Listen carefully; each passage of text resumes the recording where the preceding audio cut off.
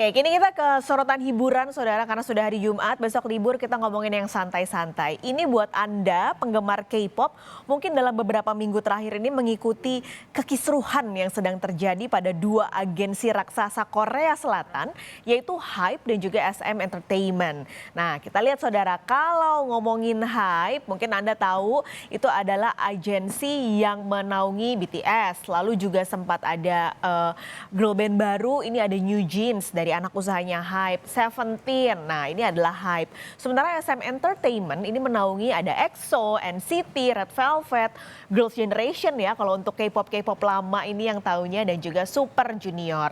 Nah, ribut-ribut soal HYBE yang dikabarkan mau mencaplok dan jadi saham atau jadi pengendali saham terbesar di SM, akhirnya fansnya SM Entertainment ini beberapa hari yang lalu bahkan sempat mengirim truk berisi protes, bilangnya kalau tolong nih lindungi artis-artis SM Entertainment. Sementara dari fannya HYBE ini merespon dengan bilang, ya ampun udahlah cuman buang-buang uang aja. Pertanyaannya, kenapa sih mencaplok saham ini jadi permasalahan? Oke, kita lihat ya garis waktunya gitu. Jadi semua ini bermula ketika pendiri SM Entertainment yaitu Lee Soo-man ini mundur dari SM Entertainment di awal Februari lalu. Dia ini mundur setelah co-CEO SM Entertainment bilang kalau perusahaan telah mengakhiri kontrak dengan Lee Soo-man.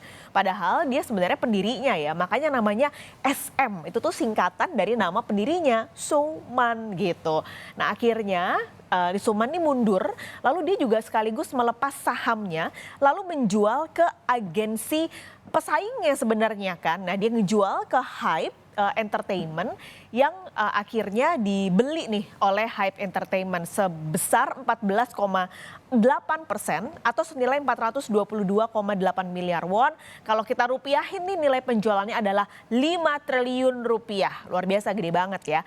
Nah perjanjian antara HYBE dan Lee Soo-man ini sebenarnya respon atau banyak yang bilang ini tuh kok kayak aksi balas dendamnya Soo-man ya setelah SM Entertainment ini ketika dia akhirnya diasingkan lalu didepak gitu, lalu SM Entertainment tiba-tiba kerjasama nih, bikin kerjasama dengan perusahaan hiburan Kakao. Nah Kakao ini disepakati atau kesepakatannya terjadi ketika sebenarnya SM Entertainment ini masih ada kisruh dengan Lee Soo-man. Tiba-tiba dia mendengar ada kerjasama dengan Kakao dan Kakao ini jadi pemegang saham kedua terbesar di SM Entertainment dengan cakupan 9,06% atau senilai 217 miliar rupiah. Nah pembelian Kakao dengan masuknya Kakao ke SM Entertainment ini akhirnya berarti SM secara resmi menyerahkan ada hak distribusi lagu, lalu produksi musik-musik artisnya ke Kakao Entertainment.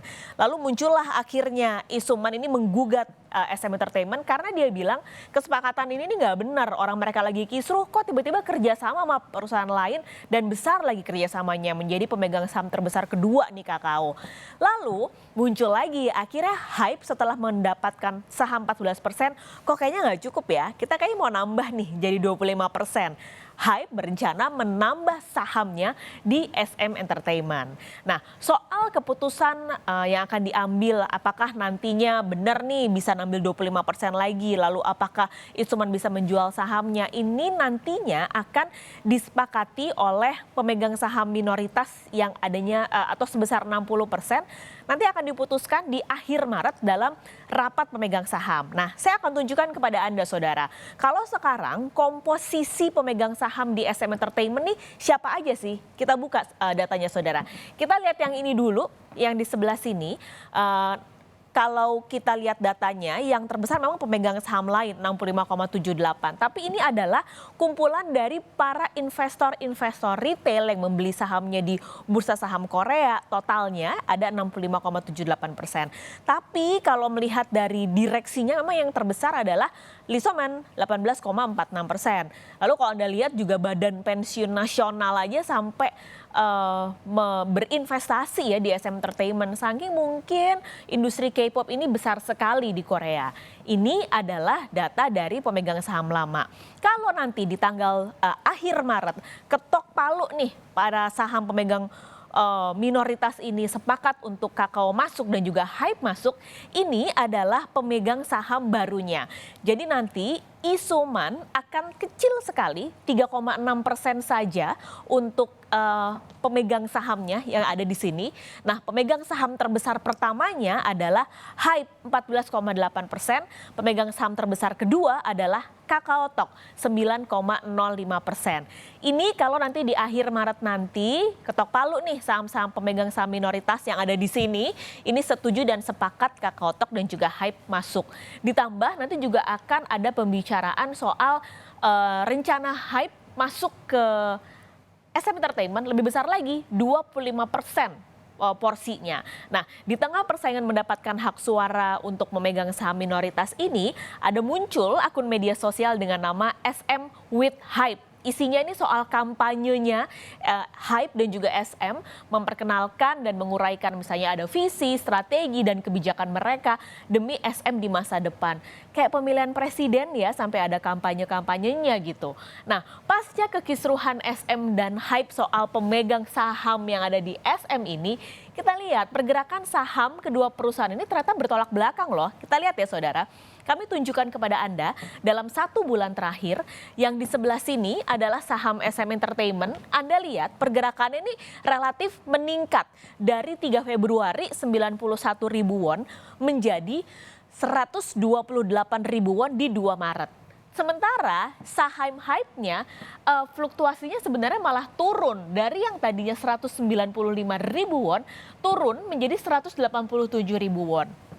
Apakah ini artinya sentimennya baik kalau buat orang-orang yang memegang SM Entertainment senang nih Hype masuk, sementara yang memegang Hype nggak seneng Hype masuk ke SM, atau ada yang lain? Nah, soal harga ini nih, Hype juga akhirnya mencurigai ada permainan di internal yang memainkan harga SM Entertainment. Karena sebenarnya ketika Hype bilang mau menambah kepemilikan saham 25%, dia bilang nanti mereka akan mau beli ketika harganya ada di 100.000 sampai 120.000 won. Masuk akal karena ketika dia mengumumkan itu harga SM ada di 91.000 won. Tapi tiba-tiba kok naik ya lama-lama menjadi 128.000 won. Jadi Hype tuh curiga ini kayaknya ada yang sengaja naikin deh supaya Hype batal menambah porsi mereka karena harga sahamnya menjadi 128.000 won. Akhirnya pertanyaannya muncul, kenapa sih segitunya SM Entertainment ini takut ketika Hype masuk ke mereka? Yang pertama adalah fans-fansnya ini sebenarnya khawatir ketika Hype nantinya masuk ke SM Entertainment akan ada pilih kasih gitu antara artis-artis jebolannya SM dan artis-artis jebolannya Hype. SM Entertainment saat ini kan punya 17 artis nih ya, ada 17 grup, lalu ada 20 artis individu, sementara Hype ada 7 grup, lalu ada 10 artis solo. Nah, ini jadi permasalahan. Nanti kalau ada lagu baru, siapa nih duluan yang dapat lagu barunya? Begitulah kekhawatiran fans. Belum lagi soal harga tiket. Nah, bukan rahasia lagi, Hype ini selalu mematok harga tinggi, harga tiket mahal kalau artis-artisnya konser ya. Buat Anda, ARMY lumayan kan langsung cekak gitu ya dompetnya ketika BTS manggung. Nah, ini juga akhirnya menambah kekhawatiran jangan-jangan nanti artis-artis CSM harganya jadi makin mahal. Padahal dulu nggak semahal itu ketika SM Entertainment masih berdiri sendiri. Oke, kita akhiri kisruhan ini, nanti kita lihat ya di akhir Maret karena rapat pemegang sahamnya ada di akhir Maret 2023.